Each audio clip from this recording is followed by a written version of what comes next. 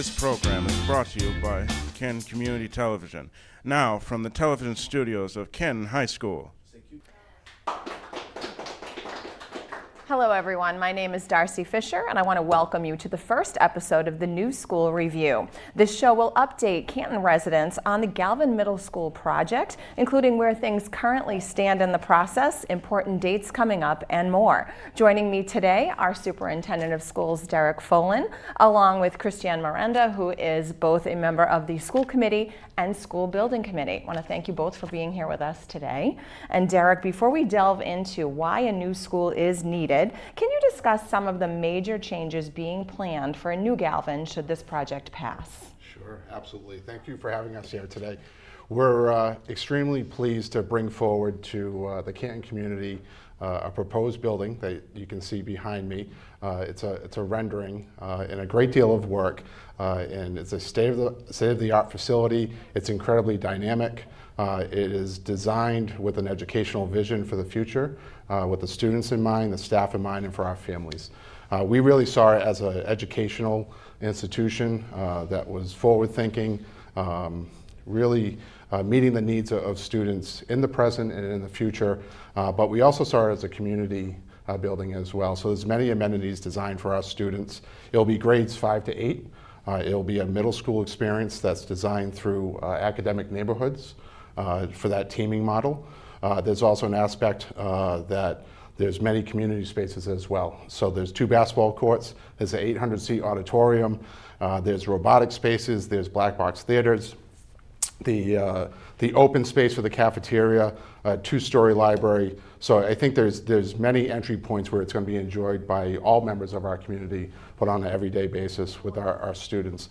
The exterior features turf fields and lights, increased parking. The much rink will be redesigned. So we find it to be a gem that's going to be in the Canton community, and we're really proud of bringing this forward. Great. Well, we recently took a tour of Galvin with Principal Jonathan Mulhern. He pointed out what specific areas a new building would improve. Let's take a look at that video now.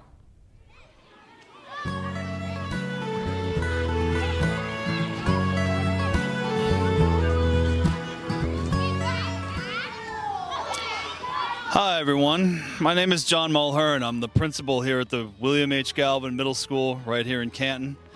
We serve students in grades 6 through 8. We take great pride in what we do, and as you know, there is a project underway in town to try to replace this building. So I'm here today to give you a virtual tour of the facility. It is 50 years old. It has served this community well for multiple generations, but what we want to do today is highlight some of the areas we're hoping to see upgraded and improved so that we're best serving the next generation of Canton students. All right, grab your bags and then go play over there. Are we gonna be on TV? Yeah! We're gonna be on TV.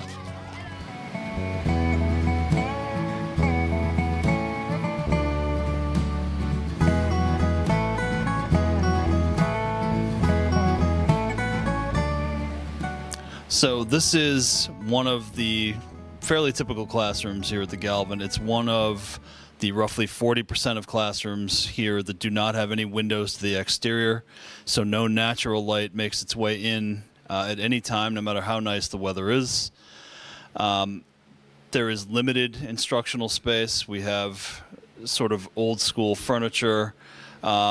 There's not a lot of extra space for student collaboration. This is a science classroom, and modern science curriculum requires that students have the ability to break out and to collaborate, especially on lab-style projects. And as you can see, space in here for that is quite limited. I also want to call your attention to an issue we have with the ceiling in this particular classroom. Every time it rains, water makes its way from the roof down through seams and through the ceiling in this classroom, and so we've had to place a bucket here to catch that. It's obviously a major distraction anytime it rains. It's a result of the roof A, being old, and B, having solar panels that were placed on it that threw the contortions off.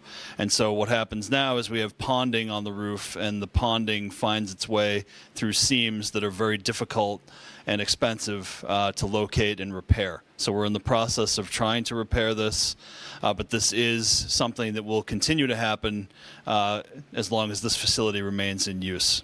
So it lends some urgency to this process.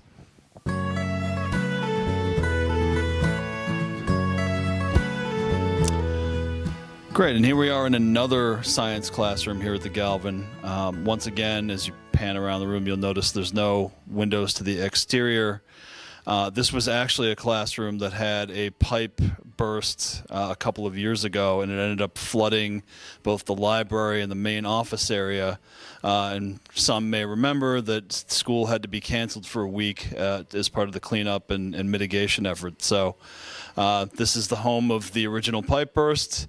But I also wanted to highlight an area that we manage now that we're really hoping to improve upon with the new facility. This, again, is a science class. You'll notice that the desks are very tight up against the shelving, the sink area that is used as sort of our de facto lab space. And one of the real features of the new proposed facility is that you'll have much more flexibility to move the furniture. You'll also have much larger collaboration and lab spaces that will really let students lean into project-based learning and meet the demands of a modern curriculum. So it's something we're very excited about. Our kids still manage to do great work here in this facility, but as you can see, we're limited by the space and resources.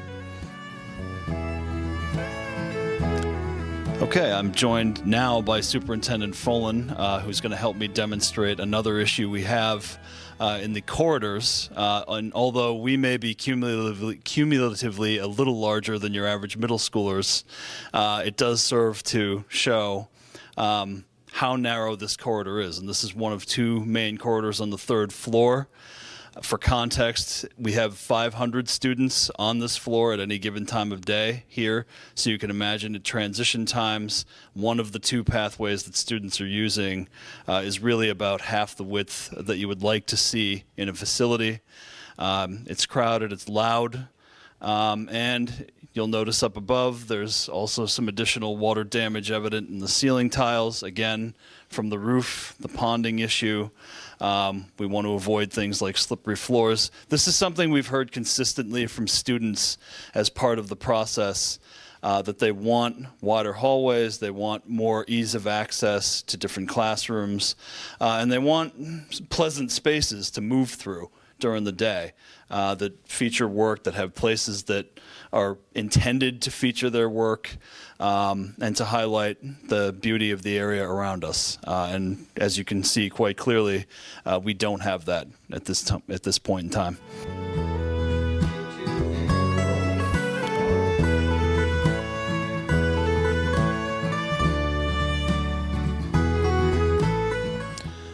So we're here in one of the stairways at the Galvin, which somewhat ironically has plenty of windows, which is nice, but also given that it's an area of the building that students don't really use for anything other than moving from class to class, it's a little bit of wasted space. But I took this part of the tour to illustrate a point, and that is that one of the options that was put forth to consideration for the town when we were engaged in the MSBA process was to undertake a renovation of this facility. And what we found is that renovating this building to get it up to current code would cost $125 million in and of itself.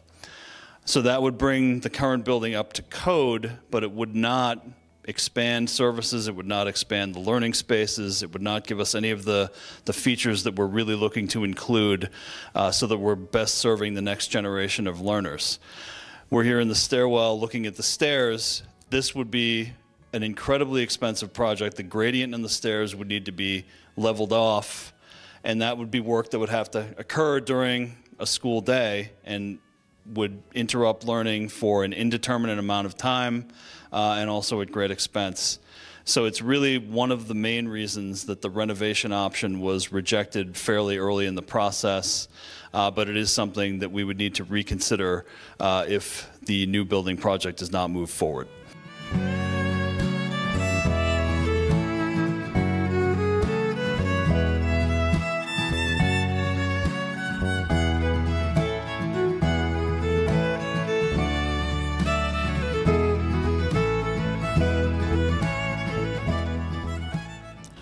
We're here now in the GMS library, which is a very nice space and which is used for its intended purpose as often as possible.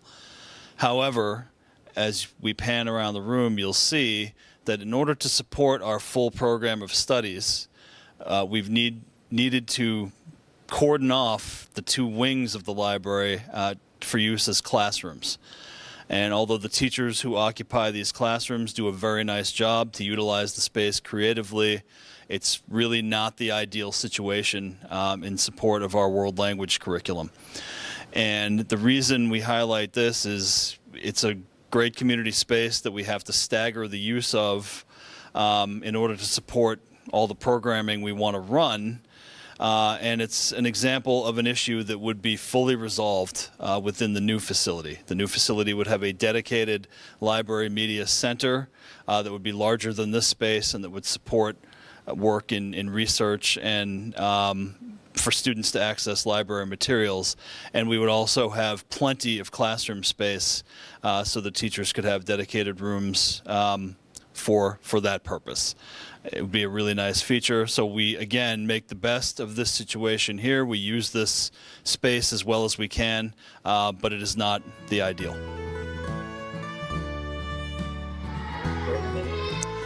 So we're here on the stage in the GMS cafetorium, and this is the space that we use to support both our theater arts program as well as breakfast and lunch, which is not an ideal combination. So the stage is actually a classroom as well.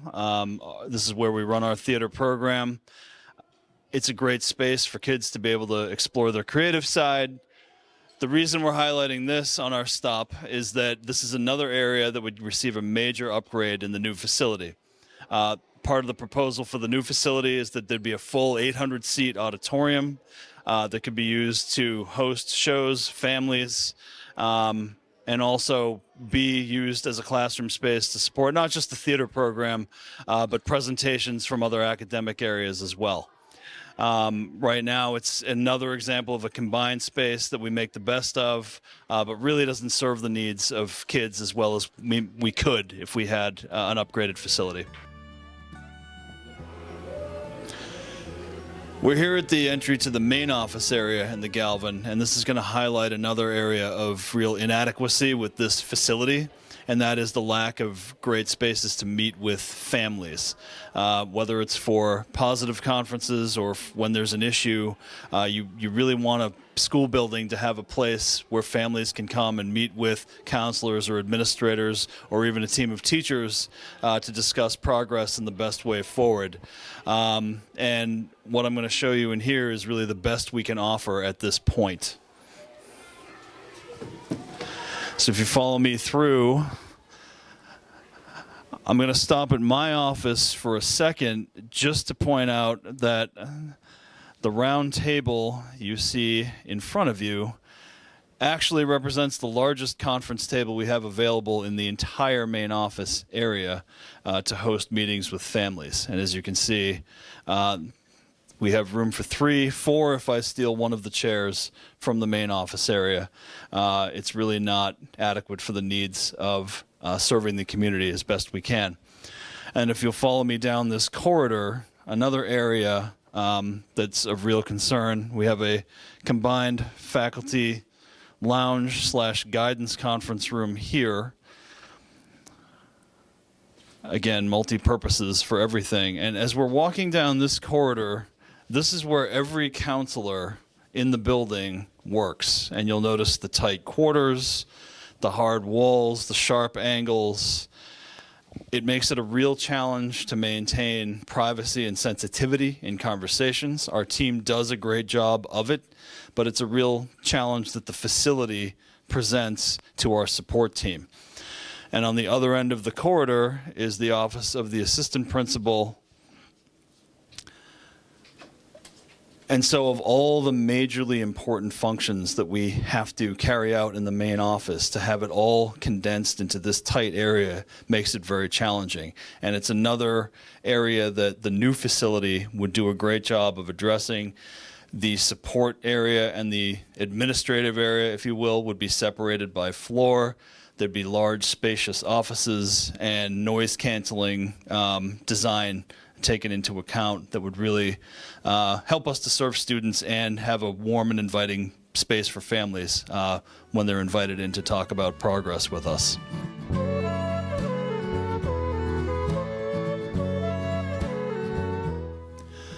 Well, I want to thank you for joining me on this quick tour of the Galvin. It is a wonderful school community. This is a team of dedicated educators who really want the best for kids. We love our kids here. We want to do our best to serve their needs and to make sure that they have everything they need to be successful. And that's really why this project is so important for the future of Canton. This facility will truly be a game changer. It will serve students in grades 5 through 8. It will provide important spaces to support the arts and music, and also athletic programs that are not limited to middle school, that will serve all the students in the district. In addition to having world-class, first-class learning facilities, classrooms with flexible spaces, common areas where students can break out and collaborate actively, large cafeteria and common areas that feature student work, and make for a much more comfortable, inviting, and engaging school day. Remember that the special town meeting takes place on November 18th, and the ballot vote takes place on December 10th. Also, I'd invite anybody who's interested to join us for the community forum. The next community forum to discuss this project will take place right here at the Galvin on October 23rd. So please come down if you have the time and join the conversation. Again, thanks for joining me, and thanks for your support.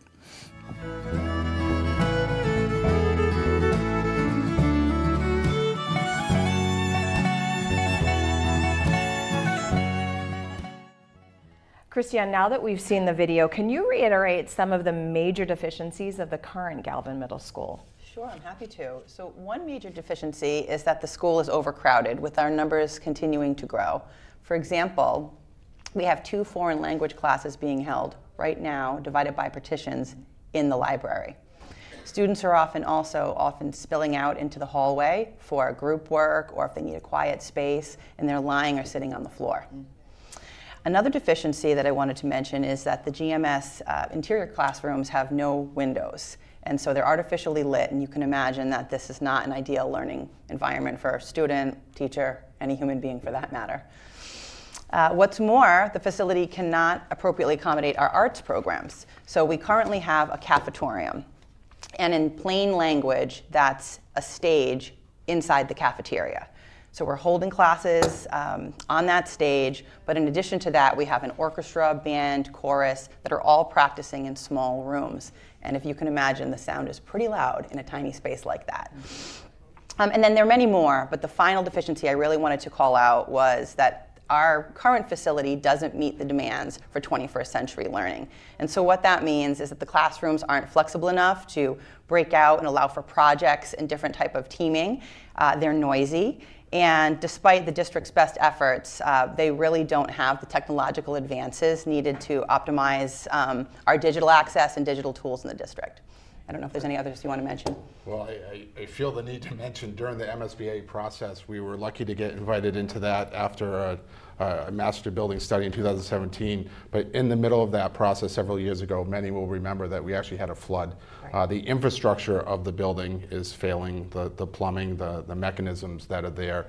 And we had a pipe burst, and it went down all 3 levels, and we had to shut down and go remote for a week.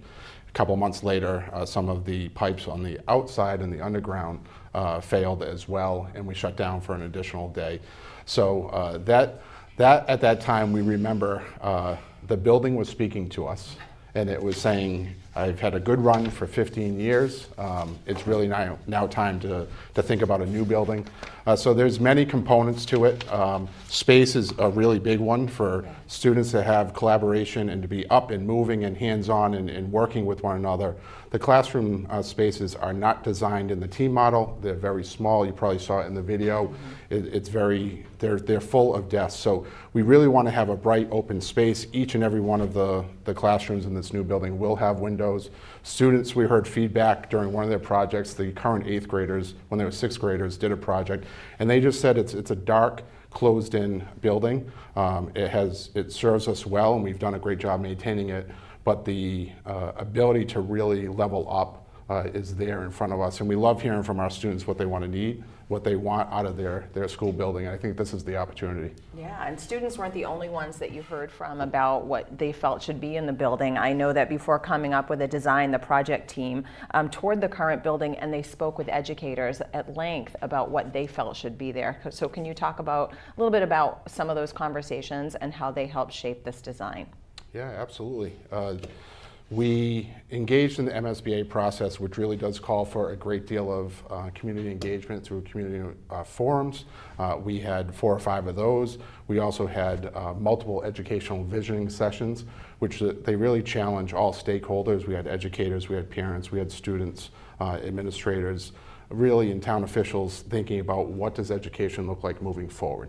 What is best for grades 5 to 8, and how do you be considerate of the different needs of a 5th grader to an 8th grader, and as best you can project out. That is the challenge. It's also one of our core values. You know, we believe in academic and personal excellence, and we also believe in a core value of community engagement. So it was really a fun activity. We did them over the summer and into the year. All of that is taken to develop a written educational vision, which is online. It was about 80 pages. Principal Mulhern and Catherine Stein really were the lead authors on it. And what it outlined is to really have dynamic levels of inquiry happening at that particular level, and to allow students to be hands-on, move, collaborate in spaces, and have flexible areas. That was a driving force through it. Also, sort of the relationships and team models met those social emotional needs. And what we also heard, though, from our community was the need to, how do we honor maybe 5th and 6th graders and 7th and 8th graders. So if you can see from the design, there are 2 wings. There's a 5th grade and 6th grade wing and a 7th and 8th grade wing. We met with, truly at the end of it, hundreds of people and heard all those voices.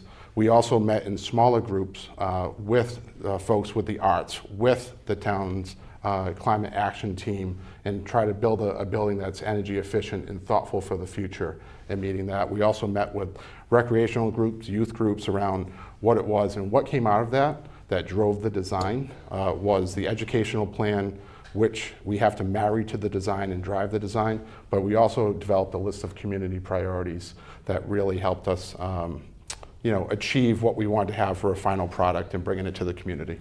Awesome, thank you. Well, Kristian, there are going to be major changes to the art department should this project pass. Can you talk a bit about those? Sure. I'm excited to say that the new project, as Derek mentioned, includes an 800-seat auditorium with a much larger stage. This is a potential project, of course. We need the funding and we need the vote. The space would wonderfully accommodate the estimated 1,000+ students who would attend the Galvin. And it would also accommodate the growing arts community in the town. As Superintendent mentioned, we heard loud and clear from many groups in the community that the demand is high for a facility like this. And so we really think it can be a new jewel for the town, enjoyed by many thousands of residents every single year. And the project also includes, as mentioned, a black box theater for classroom and practice space. It has appropriately sized classrooms for our music and arts program. It'll have much needed expanded storage space for instruments and all of the supplies that you do need for the arts. And I'd be remiss if I didn't mention the fact that it also has really great new improvements for CPS and all of our town programs in the athletics space. So the new Galvin would include enhancements like not soggy turf fields for soccer, lacrosse, cheerleading, youth football, you name it. It would be lit so that athletes could practice, obviously, in the cooler hours as the temperatures climb. There are plans for a new gymnasium that has 2 full-size basketball courts. And for anybody who knows and has tried to plan and schedule usable gym space in the town, that should be a hot commodity.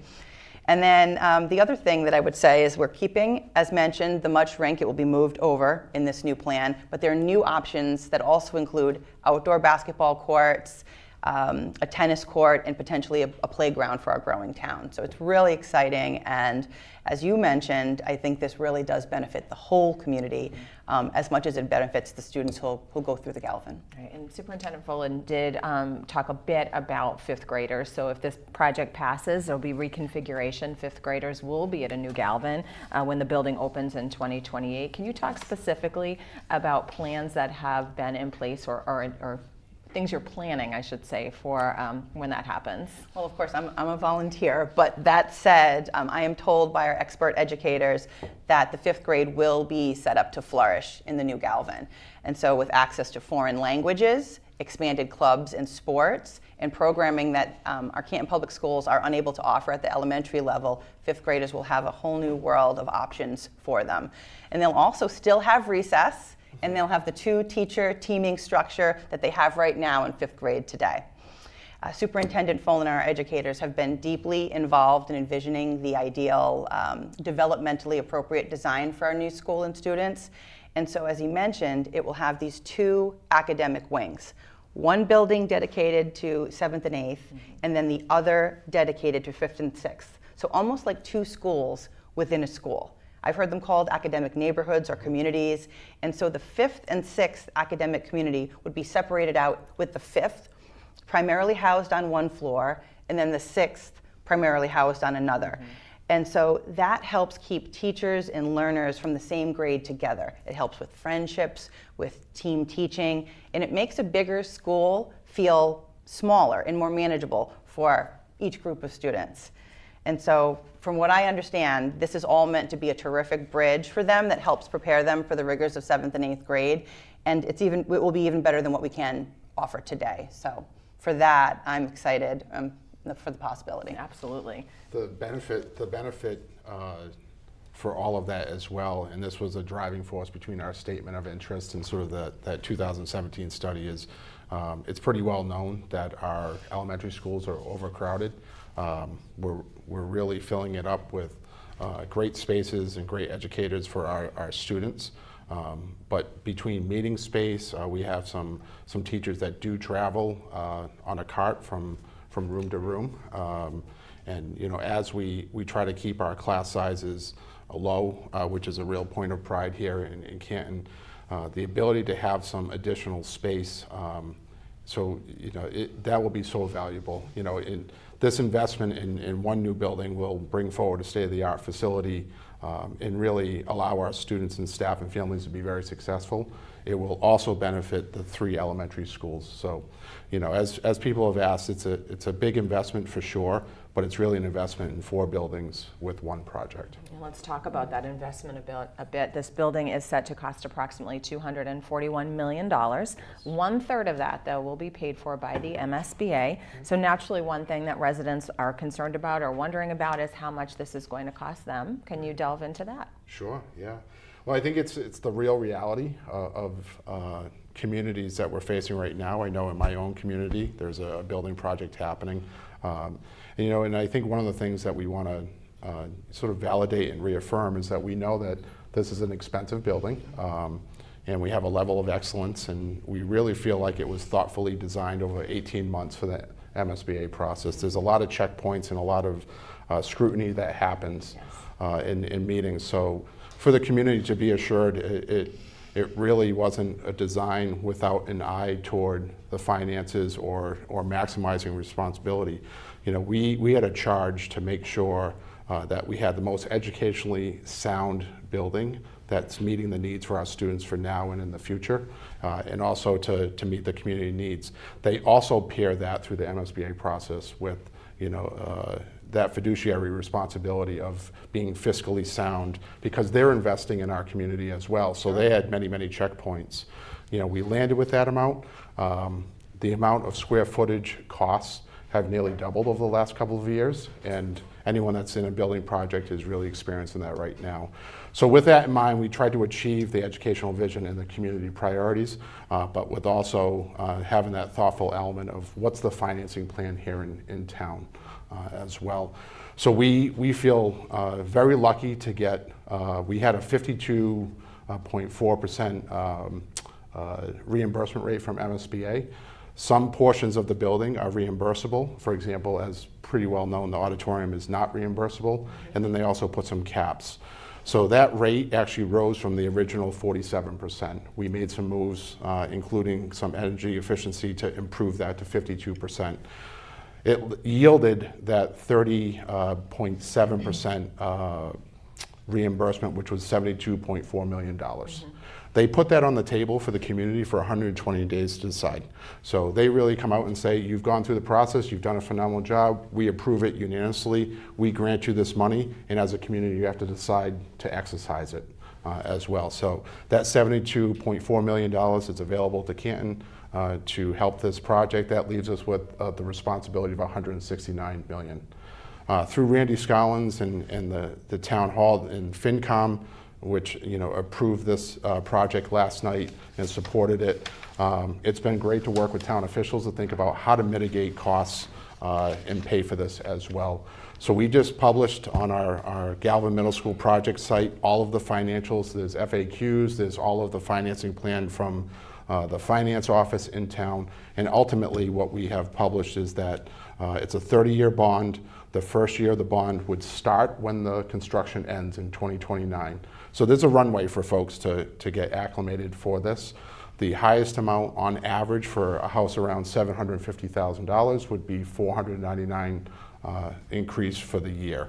That's 100 some odd dollars over the course of the 4 quarterly payments, and then it decreases for an average of $198. There's a couple of other levers in town that we're using to, proposing to use to mitigate the impact on each homeowner.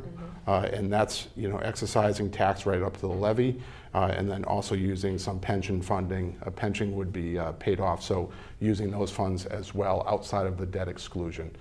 So again, it's all there and available, and we are very much open to having those conversations because we know there's an impact on everyone's finances.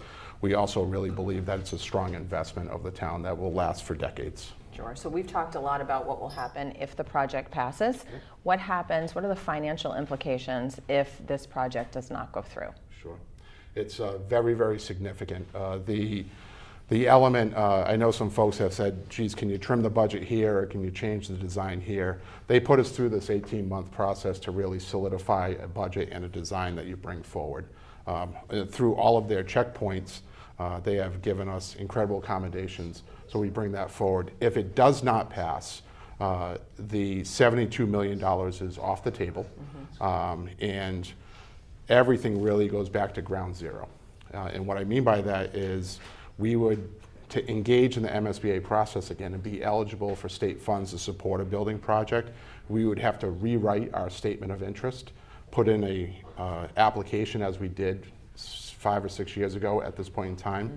They would consider that. On average, for a statement of interest to get reapproved and re-entered into the program, it does take 5 to 7 years. You go back to the end of the line.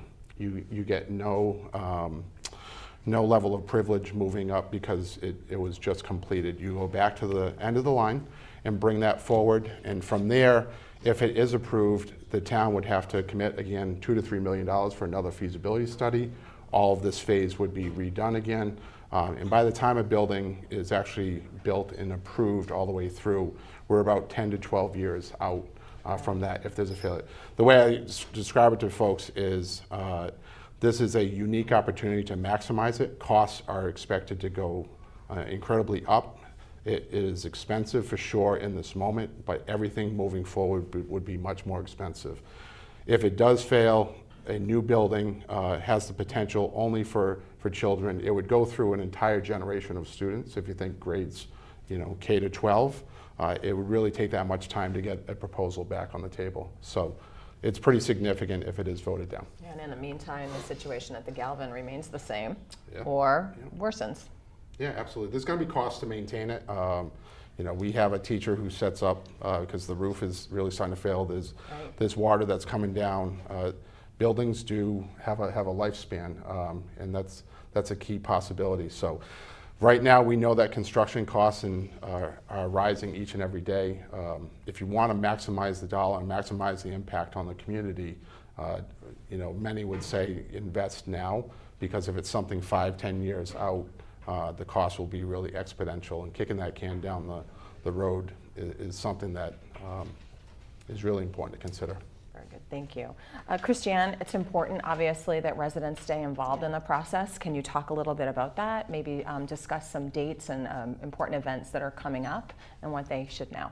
Sure. So first of all, every taxpayer, whether you have school-age children or not, is a stakeholder in this project. And knowledge is power. It will help you make an informed decision, and this is one of the most important ones we have made in a long time, because as I'm told, this is the first major town building that will have been built in the last 50 years. I've learned about this project when my boys first entered kindergarten. I remember at the time the feasibility study for this was being discussed and then funded and then completed in 2017. So that's how long it's been. And in that time, I've watched every surrounding community, Norwood, Sharon, Stoughton, get at least one, if not two, partially reimbursed, depending on community need, new schools. And so I know that it took at least 5 years of applying to finally be accepted into the MSBA program. And I do want to say that everybody who worked so hard to never give up and keep pushing on this project really does need to be thanked, because they're still around, but they may not have been totally involved in the last 18 months. So I want to say thanks to them. And over the last 18 months, the very large team that the superintendent described that I've been very fortunate to be part of has followed all the rules and cleared all of the hurdles set for us by the MSBA, the Massachusetts School Building Authority. And now we're ready, with their help and of course the will of the voters, to bring those multiple millions of dollars here into Canton. Now, it's been inspiring for me to see the outpouring of support. There's hope, there's excitement from our teachers, from our students, from neighbors all across the town. And they've all been very involved in helping make the plan as incredible as it is today. And the next step really is for everyone to take very seriously their role in helping make that determination on whether or not Canton will make this vision a reality.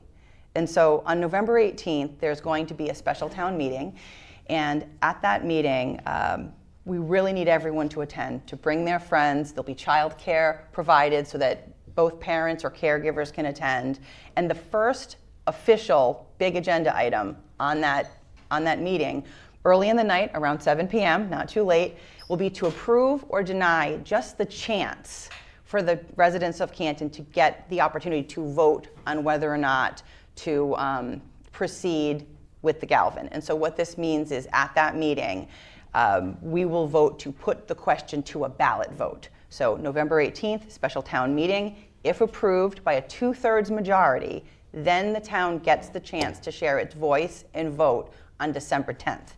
There's no second chance. This is a one-shot deal. It's what the rules are for the MSBA. There are some folks who've asked about some surrounding communities, and maybe there's been a different sequence of events. For us, we're at the very end of the process.